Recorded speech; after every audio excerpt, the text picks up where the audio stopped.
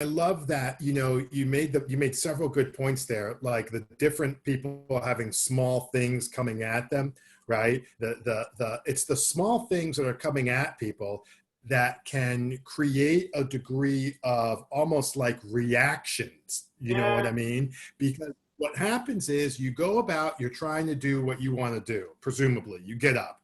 And Mm. then you have all of these smaller things that are a function not of what you want, but rather what maybe other people want.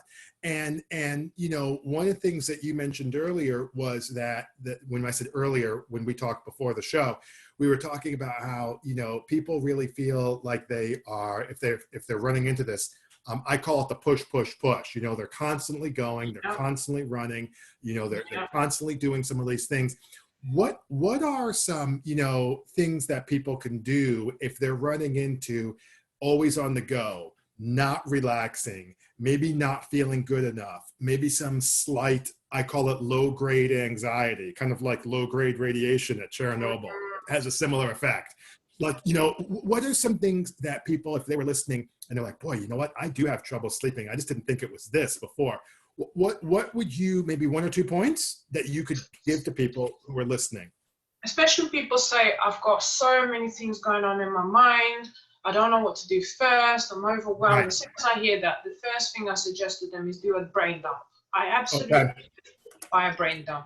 And basically a brain dump is literally writing down everything that's causing you, that you're thinking about on paper before you go to bed. Get it all out, because you'll be Okay. amazed at how much comes out. So much comes out.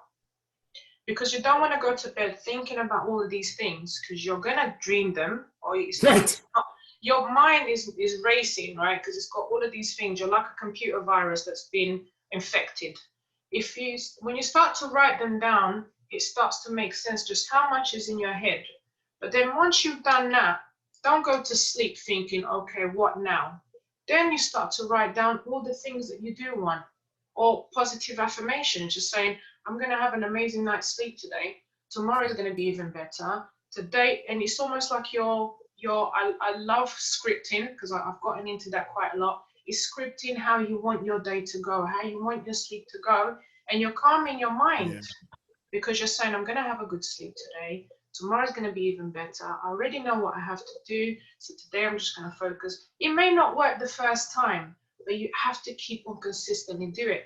I do it sometimes when I've got X amount of things to do. The next thing that I do, once you've done a brain dump, you're probably going to have loads of lists of tasks to do. Highlight the to-do tasks and just pick 3 for the next day. Write them on a to-do list. Just say, right, I've got 3 things to do. But then you may not be able to get through all 3 of them.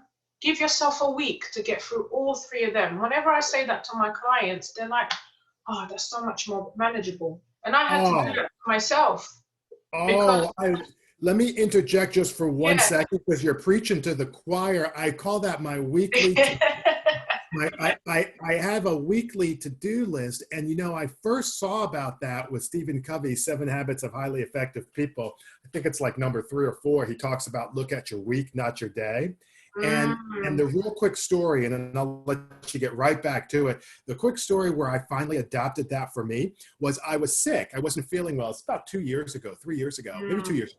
I had like allergy issues, or I forgot what it was, but I was sick.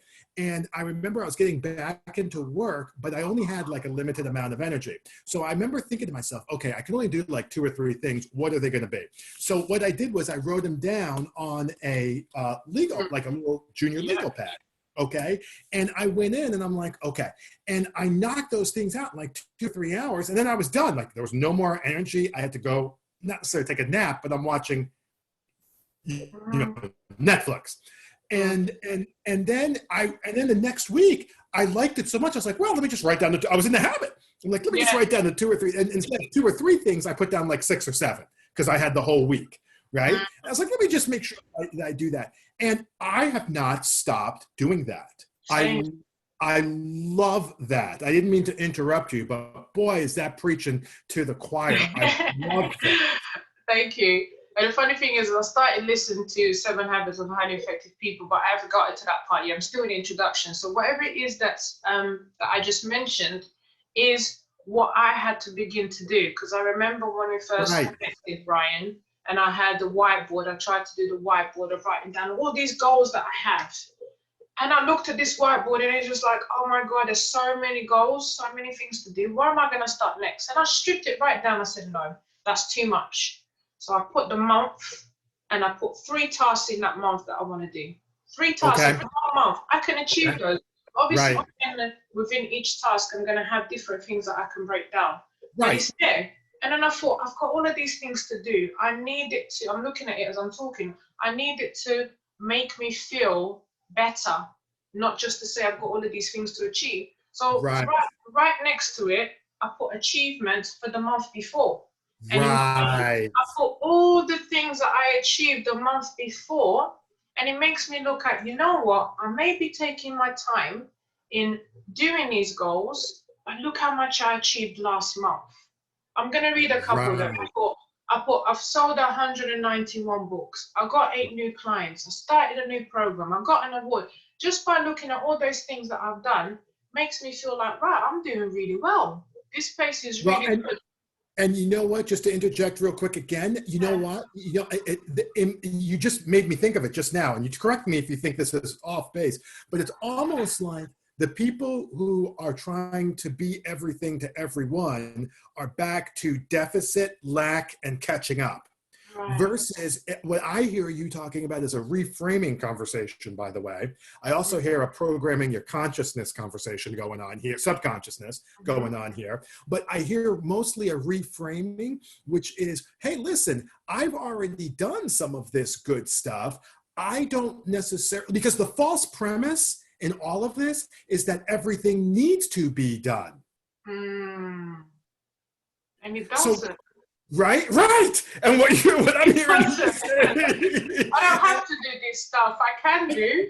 I can, or I cannot. But what I'm hearing you say is you're working with your clients and you're like, listen, the reason you're having a hard time sleeping is because you're doing this, this, and this. The reason you're having a hard time relaxing is because of the same this, this, and this. So here's what you're going to want to do. What I heard you say is, get that stuff out of your head. So that's the brain dump. I love that. That's a great start. But then you took it a step further. You're like, get it out of your head and then have it in a place where you can start thinking about what you want to be able to do for the next either day, or you're talking about a week or a month. Totally fine. Then you're getting into, all right, well, let's program myself. This is the program part, to have a good night's rest, to feel, right, good enough. Okay. Yeah. So that at the end of the day, the net is, I feel worthy.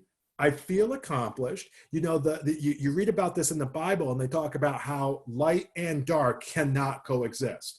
Okay, you're either it's just you're either for the light, which I call the right, or you're not. And there's no negotiating. There's no doing this while doing that. You're either this or you're that.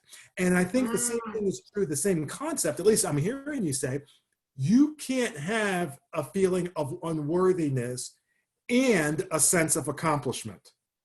You can't have a feeling of anxiety and a feeling of self-worth. You can't have a sense of neglect and scarcity and lack and filling your cup. So what I'm hearing you say is you're really going out there and giving these ladies, most of them are women, and that's fine. Some of them are men, I'm sure, but you're giving these ladies and equipping them on how they can better see themselves and better relate. Yes. And to cheer themselves on, really cheer themselves on. Because, I had a client yesterday, the one that's sleeping a lot better now. And I said, you just launched your business. Did someone say, well done? She said, a couple of people did. Okay, but the people that you wanted to didn't. And she said, no. And I said, okay, are you doing that to yourself? Are you cheering yourself on? And she said, no. I said, so how do you expect them to cheer you on? Right. That's a great one, Neusa. Now, I'll tell you, for me, this is kind of a funny story. I don't really tell it very often, but like when I used to be like that, I used to be like, oh, well, I don't do that. Every time I get something good, like a client, I do a chest bump with Nero. Nero's like, so I'll chest bump, which is hard. It's easier with Baxter. But, you know, I'll chest bump the dog. I'll do like a little thing. And I will tell you this, you know, one of the points that I kind of little rule that I came up with myself, this was a while back, was you don't get upset at yourself on the day that you signed a client. No. You don't worry about money. You don't get upset. I try not to even get mad. I actually had a day yesterday. I picked up a client, which was nice. It was there was like 3 things that happened. Ordered Instacart. They decided to leave the groceries outside instead of calling. It was out for 35 minutes. Oh, wow. And we had to throw away all the refrigerated items down here in the South. Oh. I know you can, appreciate this.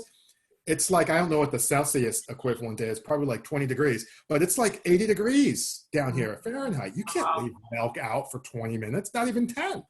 So, so I had some challenge, but I worked through that. But I love how you're equipping these ladies to be able to do this. We could talk about this all day. Tell these guys where they can find you, either on your newly minted website or LinkedIn. Where can they find you? Because this was a really good conversation. Right. Thank you. So I am everywhere. So my first name is Neusa, surname's Catoja, Catoja. You can find me on Facebook. You can also find me on Instagram, which is free to embrace me. You can see it here, but it's free, number 2, embrace me. That's on Instagram. I also have another Instagram page called I Am Neusa Catoja, which talks about my book, my international speaking, all the interviews that I have are posted on there. As we're free to embrace me is about the coaching that I do, the 2 different services. I do one-to-ones and I do the group coaching. And what else? Oh yeah, and I've just launched my course website. It's got all my services on there, and it's called Free to Embrace Me -Member Vault, as in VAULT, Member Vault. So yeah, that's where you can find me. I'm everywhere. You can't miss me. That is awesome. Well, my name is Brian. That is Neusa over there. And this was really, really awesome. Thank you so much for stopping by, Neusa. We really, really appreciate it. You take care. Thank you.